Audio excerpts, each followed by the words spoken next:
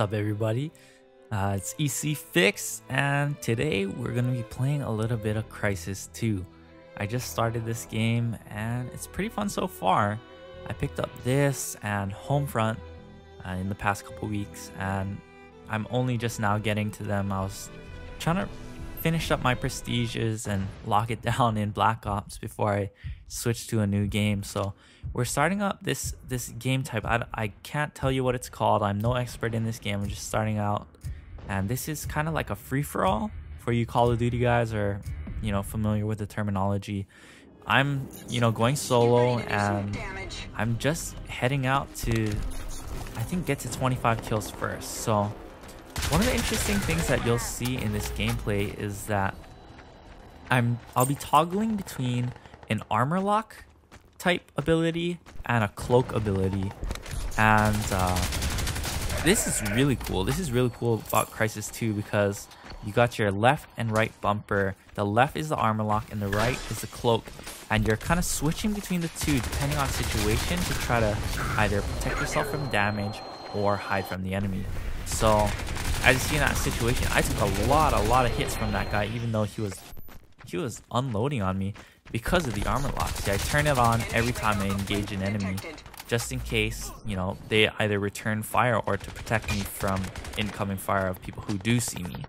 So that's the armor lock. It drains your energy, which is the bar in the bottom right corner, and it drains it as you're getting hit quickly, and then it also slowly drains as you just keep it up. So you can't just keep it up indefinitely. You do need to watch when your armor lock is on, when your cloak is on, stuff like that. So see there, I got killed. I did have my armor up, but my energy ran out, so it went down, and pretty much after that you're dead.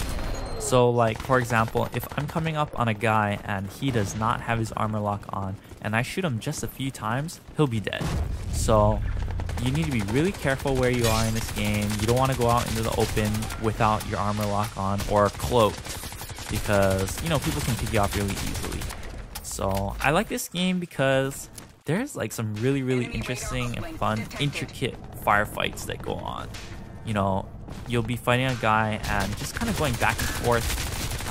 Ooh, that was a sick 180. You'll be going back and forth, seeing who can out stealth or basically brute force destroy the other player. So I think that's really cool. A lot of people are saying this is kind of like a Call of Duty Halo hybrid, and I can see where they're coming from with that, but I think that it's kind of a best of both worlds kind of thing, where there is the armor lock and there are these supernatural abilities, or whatever you want to call it. It's the nano suit that's doing all the work. But I feel like the gameplay is more like, the actual combat gameplay is more like a Call of Duty, whereas in Halo I can never really get the hang of it because I'm not one who jumps when they shoot, and I feel like that's a huge advantage for players in Halo. Just like stereotypical Halo jumping, these guys bouncing around the map who just basically keep their crosshairs on your head, and you can't barely follow them wherever they're jumping. So there's not too much of that I've seen in Crysis 2. It must be said that I'm playing in the the sub 10 rank game right now. I think I'm in there. Yeah, so I'm not playing the best players. We're all just trying to learn how this thing works, but people pretty much stay grounded, and it's about strategy and out shooting the player without bouncing around like a rabbit, and I like that a lot. So one of the things that I think is cool about this game is kill streaks, and I think kill streaks are cool about every game, but the way that they do it in this game is dog tags. So you are actually rewarded for collecting the tags of players that you've killed, and this is interesting because how they say for snipers, like, the best kill is one that you never have to go and confirm, because they're so deep in enemy territory, like, you'd never really want to go there.